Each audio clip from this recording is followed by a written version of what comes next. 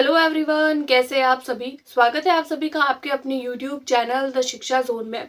जैसा कि आप सबको पता है कि बीपीएससी टीआरई 3.0 री एग्जामिनेशन जिसका एसएसटी का यानी कि 6 to 8 जो एसएसटी सब्जेक्ट है उसकी फाइनल आंसर की आप लोगों की कल ऑफिशियल वेबसाइट पर आ चुकी है। इसका जो नोटिस है वो मैं साइड में लगा भी रही हूँ और काफी सारे प्रश्नों के उत्तरों को बदल दिया गया है। तो कुछ कुछ कैंडिडेट ऐसे हैं जिनके मार्क्स घटे हैं, लेकिन मैक्सिमम कैंडिडेट ऐसे हैं जिनके मार्क्स बढ़े हैं। तो आप लोगों के कितने प्रश्नों को बदला गया है और क्या आप लोगों के जो है वो इसमें इसका प्रभाव जो है वो क्या आप लोगों की कट ऑफ पर पड़ सकता है।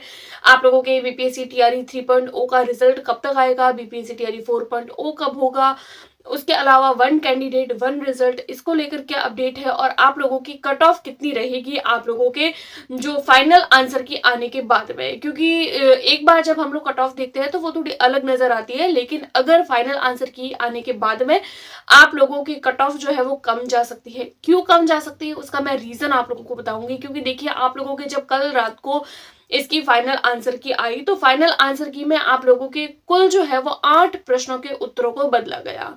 अब कुछ कुछ कैंडिडेट ऐसे होंगे जिनके 8 मार्क्स जो है वो बढ़ चुके होंगे, कुछ कैंडिडेट ऐसे होंगे जिनके कुछ कुछ मार्क्स बढ़े होंगे, लेकिन कुछ कैंडिडेट्स ऐसे होंगे जिनके कुछ मार्क्स घटे भी होंगे।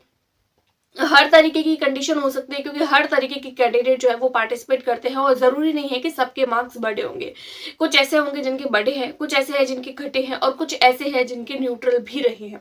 तो ये बात आप लोगों को आई थिंक सो समझ में आ गई होगी कि लेकिन क्योंकि देखिए, जो आप लोगों की कट ऑफ है उसको अगर हम पहले के बेसिस पर देखें तो आप लोगों की कुछ अलग रहने वाली है, लेकिन जब एक बार रिवाइज्ड आंसर की आती है तो कट ऑफ में आप लोगों को कुछ ना कुछ बदलाव नजर आता है। तो क्या आप लोगों की कट ऑफ रहने वाली है?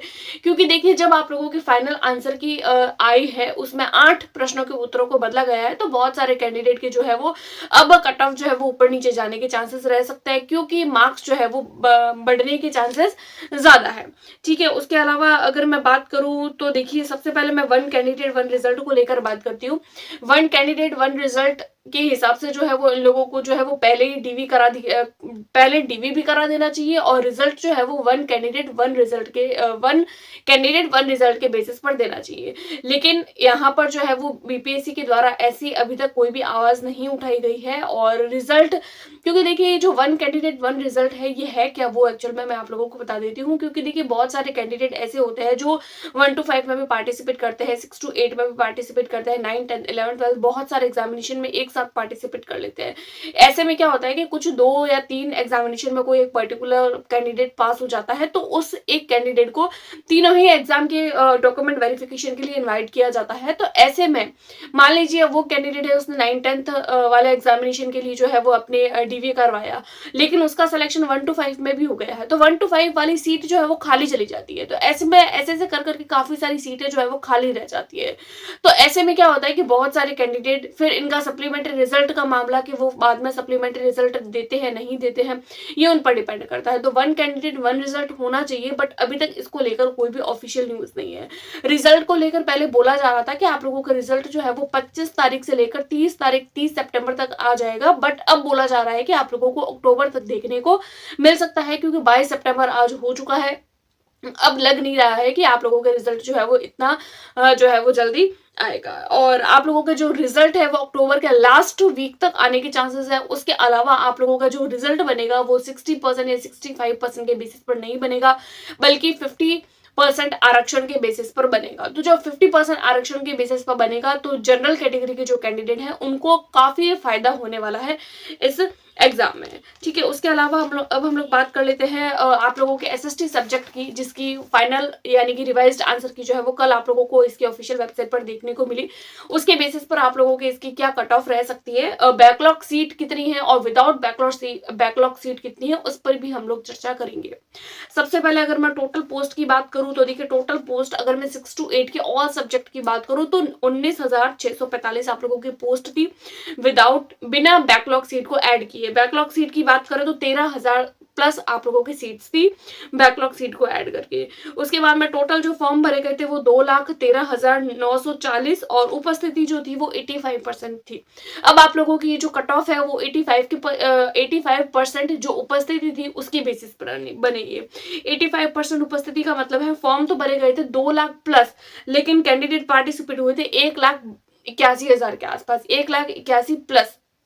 तो आप लोगों की जो कट ऑफ बनेगी, एक तो जितने आप लोगों के सीट्स है वो, और सेकंड आप लोगों के कितने कैंडिडेट ने पार्टिसिपेट किया उसके बेसिस पर आप लोगों की कट ऑफ बनेगी, ना कि जितने फॉर्म फिल किए गए उसके बेसिस पर। उसके अलावा हम लोग बात करें, अगर हम विदाउट बैकलॉग सीट बात करें तो पर सीट 9 से 10 कैंडिडेट के बीच में कंपटीशन है, और अगर बैकलॉग सीट को जोड़ दिया जाता है तो ऑब्वियसली आप लोगों के जो है वो सीट की संख्या बढ़ जाएगी, तो 9 लोगों के बीच में, 8 से 9 लोगों के बीच में कंपटीशन रहेगा। उसके बाद में हम लोग ये तो बात हम लोगों ने कर ही ली है कि 60% के हिसाब से आप लोगों के कट ऑफ नहीं रहेगी, बल्कि जो कट ऑफ बनेगी, जो रिजल्ट बनेगा वो 50% के बेसिस पर बनेगा। और अभी मैं आप लोगों के साथ में SST सब्जेक्ट जिसके आंसर की कल आई है उसकी अब कट ऑफ शेयर करने वाली हूँ। आप लोगों के जितने भी कैटेगरीज है उन सबकी अलग अलग मैं आप लोगों के साथ में शेयर करूंगी, और ये जो कट ऑफ होगी वो विदाउट बैकलॉग सीट होगी, क्योंकि बैकलॉग सीट को ऐड करना है नहीं करना है। अब कुछ कैंडिडेट ऐसा बोल रहे हैं कि पहले जो है वो इन्होंने मना कर दिया था कि हम बैकलॉग सीट को ऐड नहीं करेंगे, लेकिन ये आयोग के ऊपर है कि वो बैकलॉग सीट को ऐड करता है या नहीं है। तो अभी जो हम सीट्स मान रहे हैं वो विदाउट बैकलॉग सीट ही मान रहे हैं, यानी कि जो अब टोटल पोस्ट 19,645 है, तो उसके बेसिस पर ही मैं आप लोगों को कट ऑफ बताने वाली हूँ। क्योंकि अगर नंबर ऑफ सीट्स बढ़ जाती है तो कट ऑफ थोड़ी सी कम जाती है, लेकिन अभी जो हम लोग कट ऑफ देखेंगे वो विदाउट आप लोगों के बैकलॉग सीट को ऐड किए हुए करेंगे। सबसे पहले अगर मैं सबसे पहले जो कट ऑफ बताऊंगी वो मेल की बताऊंगी, उसके बाद में यानी पहले मेल फिर फीमेल। सबसे पहले अगर मैं जनरल कैटेगरी और अदर स्टेट की बात करती हूँ, क्योंकि अदर स्टेट के कैंडिडेट होते हैं वो एज अ जनरल कैटेगरी में ही माने जाते हैं, किसी अदर कैटेगरी में नहीं माने जाते हैं। अगर आप लोग अगर आप लोग बिहार से हैं, जनरल कैटेगरी से हैं, तो आप लोग जनरल कैटेगरी के माने जाएंगे। अगर आप लोग ओबीसी के हैं तो ओबीसी की माने जाएंगे। SC ST कैटेगरी, EWS किसी भी कैटेगरी से है और बिहार के, तो आप लोगों को एज अ जो है वो कैटेगरी वाइज माना जाएगा। लेकिन अगर आप लोग अदर स्टेट से हैं, लेकिन आप लोग SC ST किसी भी कैटेगरी से बिलोंग करते हैं, EWS OBC, लेकिन बिहार में आने के बाद में आप लोगों को जो है वो एज अ जनरल कैंडिडेट जो है वो माना जाता है, तो आप लोगों की जो कट ऑफ बनेगी वो एज अ जनरल कैंडिडेट बनेगी। तो यूआर और अदर स्टेट इन दोनों की कट ऑफ जो है वो सेम रहेगी। तो अगर मैं SST की बात करूं तो 78 से लेकर 80 तक आप लोगों के रह सकती है। इसको लेकर कल भी मैंने एक वीडियो बनाई थी और आज भी मैं यही बोल रही हूँ, रिवाइज्ड आंसर की आने के बाद में भी। फीमेल की जो है वो 75 से 78 तक लगभग जो है वो कट ऑफ रह सकती है, क्योंकि जितनी मेल की रहती है फीमेल की लगभग जो है वो 4 से 5 नंबर कम रहती है। बीपीसी टीआरई 2.0 की बात अलग है कि 89 बहुत सारे सब्जेक्ट्स की सेम रही थी, वो बात अलग है। जैसे पीआरटी की बात करो तो उसमें सेम रही थी, लेकिन हर बार ऐसा नहीं होता है, महिलाओं की जनरली जो है वो कट ऑफ कम जाती है। उसके बाद में ईडब्ल्यूएस की बात करें तो ईडब्ल्यूएस में अगर मैं मेल की बात करूं तो 76 से लेकर 78 तक और फीमेल की 72 से लेकर 76 तक। उसके बाद में बीसी कैटेगरी की बात करें, बीसी में मेल कैटेगरी की 75 से लेकर 77 और फीमेल की 72 से लेकर 75 तक। उसके अलावा ईबीसी की बात करें तो मेल की 72 से लेकर 75 तक और फीमेल की 70 से लेकर 73 तक। उसके अलावा एससी कैटेगरी की बात करें तो 68 से लेकर 72 तक और फीमेल की बात करें तो 65 से लेकर 68 तक। उसके बाद में हम लोग एसटी कैटेगरी की बात करते हैं तो मेल कैंडिडेट 64 से लेकर 66 तक और फीमेल में 60 से लेकर 63 तक। तो ये लगभग आप लोगों की कट ऑफ रह सकती है। और आप लोगों की कट ऑफ कैसे बनेगी उसके बारे में भी मैं आप लोगों को बता देती हूँ। देखिए, आप लोगों की जो एग्जाम होता है वो 2 पार्ट्स में होता है। एक होता है आप लोगों के 120 मार्क्स का और दूसरा पोर्शन होता है आप लोगों के 30 मार्क्स का।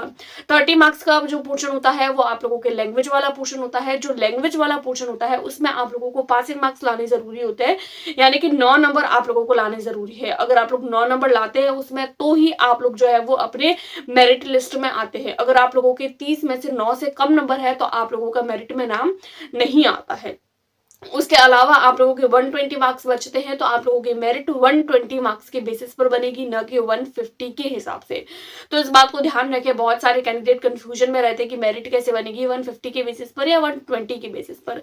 तो मेरिट जो है वो आप लोगों के 120 के बेसिस पर ही बनेगी, 120 के बेसिस पर बनेगी, 150 के बेसिस पर नहीं बनेगी। जीके जीएस एंड आप लोगों का जो मेन सब्जेक्ट है, जैसे एसएसटी की कट ऑफ बताई है, तो जीके जीएस एंड एसएसटी, तो ये दो सब्जेक्ट मिला के आप लोगों के जो है वो कट ऑफ बनने वाली है। लेकिन एक बात इंपॉर्टेंट है, आप लोगों को अपने लैंग्वेज वाले पोर्शन में पासिंग मार्क्स लाने जरूरी है। मान लीजिए आप लोग लैंग्वेज वाले पोर्शन में कम मार्क्स ला रहे हैं, लेकिन जीके जीएस और सब्जेक्ट में बहुत अच्छे मार्क्स ला रहे हैं, लेकिन अगर आप लोगों के उसमें कम है, यानी कि अगर आप लोगों की 9 की जगह लैंग्वेज वाले पोर्शन में 9 की जगह अगर आप लोगों की 7-8 है, तो आप लोग पास नहीं माने जाएंगे, चाहे आप लोग अपने मेन सब्जेक्ट में कितने भी अच्छे ला रहे हैं, 120 में से 120 ही क्यों न ला रहे हैं।